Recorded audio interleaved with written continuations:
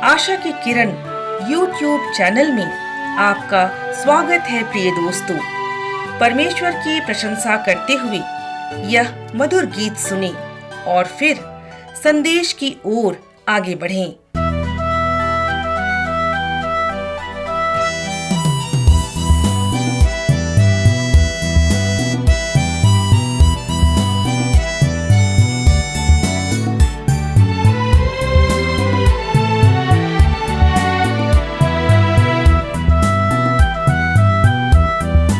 उससे जा कर के तुम छिपोगे कहाँ, उससे जा कर के तुम छिपोगे कहाँ।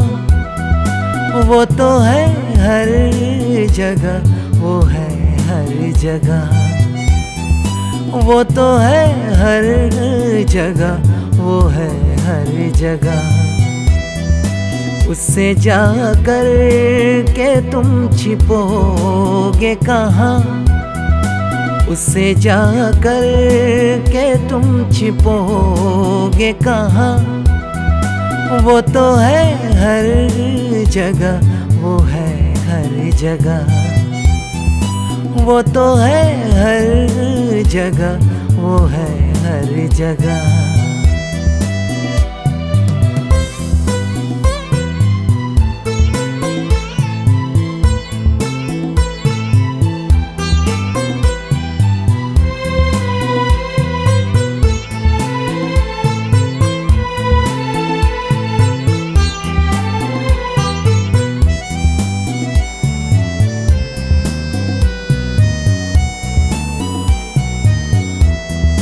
बोल यही की थी आदम ने, साथ दिया था हवा ने।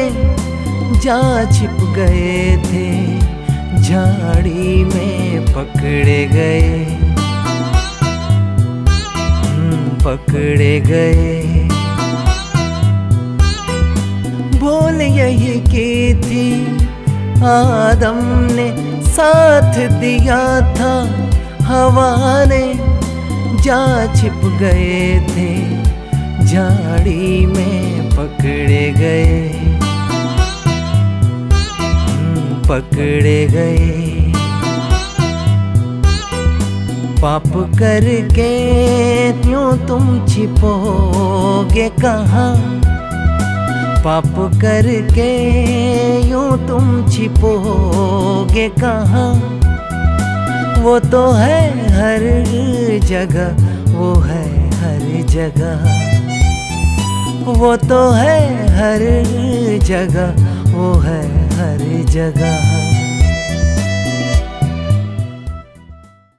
नमस्कार प्रिय दोस्तों, परमेश्वर का प्रेम और अनुग्रह आपको बहुत आयत से मिले।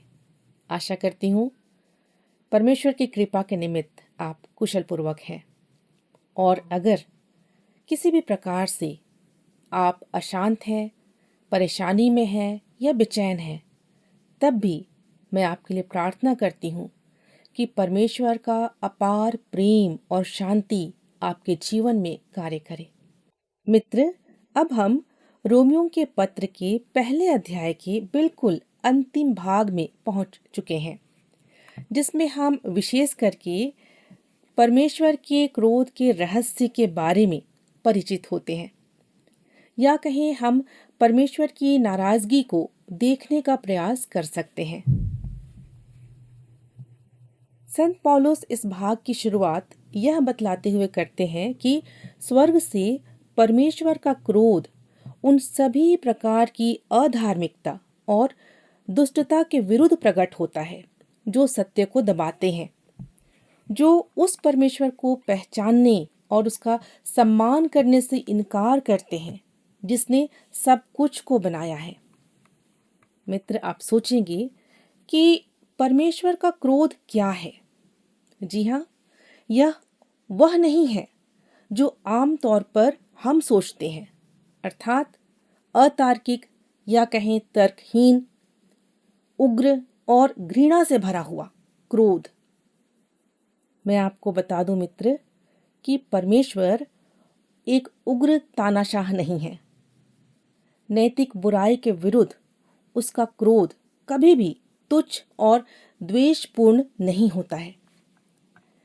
वास्तव में हमें यह सोचकर आश्चर्य हो सकता है कि यदि परमेश्वर बुरी और कुरूप चीजों पर या कहें बुराई की भयानक परिस्थितियों पर क्रोध से भरकर प्रतिक्रिया नहीं करते, तो क्या वे अच्छे और प्रेम करने वाले परमेश्वर हो सकते हैं? इसका उत्तर जानने के लिए आइए हम मरकुस अध्याय 3 पद 1 से 5 की घटना को देखते हैं, जहां यीशु स्वयं इसका उत्तर देते हैं। एक बार यीशु आराधनालय में गए। वहां एक व्यक्ति था जिसका हाथ सूखा हुआ था और वहां पर कुछ लोग थे जो यीशु पर दोष या आरोप लगाने का बहाना ढूंढ रहे थे और वे इसलिए यीशु पर नजर लगाए रखते थे।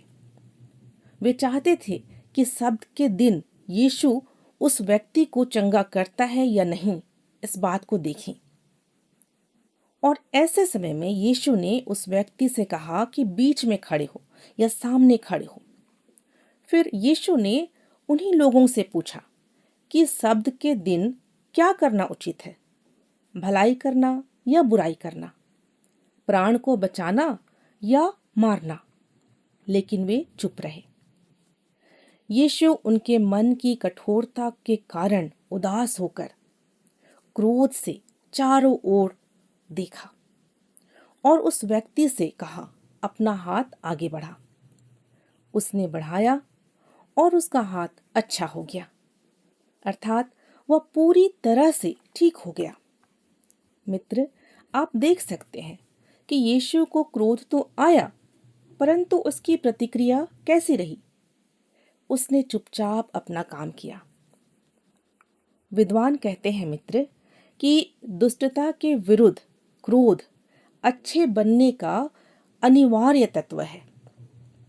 यदि हम निर्दयी क्रूरता और महिलाओं तथा बच्चों के साथ हो रहे भयानक दुर्व्यवहार के विरुद्ध प्रतिक्रिया नहीं करते हैं, तो हम राक्षस हैं जो उन पीड़ितों से प्रेम और देखभाल करने में असफल रहते हैं जिनके साथ भयानक दुर्व्यवहार होता है। ये विद्वानों का कहना है। मित्र, आइए यह समझने का प्रयास करें कि इस संसार में परमेश्वर का क्रोध किस प्रकार कार्य करता है जब हम उसे अस्वीकार करते या त्याग देते और अपने मार्गों पर चलते हैं। तो पहली बात हम देखते हैं कि परमेश्वर लोगों को उनके मन की अभिलाषाओं के अनुसार छोड़ देते हैं, अर्थात हम अपनी अनियंत्रित इच्छाओं के अधीन कर दिए जाते हैं, जिसके परिणाम अच्छे नहीं होते हैं मित्र, क्योंकि यह सब प्रकार की अशुद्धता हमारे अपने शरीर का अपमान और हमारी वासनाओं के अत्याचार की ओर हमें ले जाता है। दूसरी बात हम देखते हैं कि जब हम परमेश्वर को त्याग देते हैं, उसे अपने विचारों में नहीं रखते, तो परमेश्वर हमें निकम्मे मन के अधीन कर देते हैं। हमारा नैतिक निर्णय या फैसला इतना विकृत हो जाता है या कहें बिगड़ जाता है कि भयानक से भयानक बुराइयों को भी अपने व्यवहार में हम स्वीकार कर लेते हैं। आज बहुत से लोगों के मन हर प्रकार की दुष्टता से, बुराई से, लोभ और व्यभिचार से भरे हुए हैं। ऐसे लोग ईर्ष्या, द्वेष, जलन, हत्या, लड़ाई, छल से भरे हुए हैं। वे निंदा करने वाले, अहंकारी, अभिमानी और डींगमार हो गए हैं। वे बुराई करने के तरीके ढूंढते और गढ़ते हैं, यहाँ तक कि वे अपने माता पिता की आज्ञा नहीं मानते और उनमें ना समझ है, ना निष्ठा, ना प्रेम और ना दया है। निकम्मे मन के कारण आज ऐसी बुराइयों की सराहना करना भी लोगों को अच्छा लगता है। कितनी बार बेईमानी और बेवफाई को भी सम्मान दिया जाता है। हम सब इन बातों को होते हुए देखते हैं। आप सोच सकते हैं मित्र कि संत के द्वारा ये बातें हजारों वर्ष पहले लिखी गई हैं, लेकिन आज के दिन के संदर्भ में भी ये बातें पूरी होती हुई दिखाई पड़ती हैं। तो बाइबल की प्रामाणिकता या ऑथेंटिसिटी को आप समझ सकते हैं। मित्र, अब हमें इन सब बातों में परमेश्वर की योजना को देखना होगा।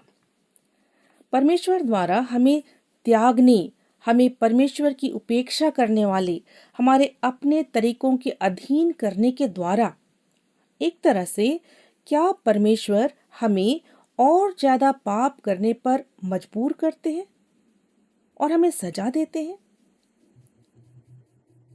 हम पाप के रास्ते पर चलना चुनते हैं और परमेश्वर हमें उसमें जाने देते हैं। आखिर ऐसा वे क्यों करते हैं?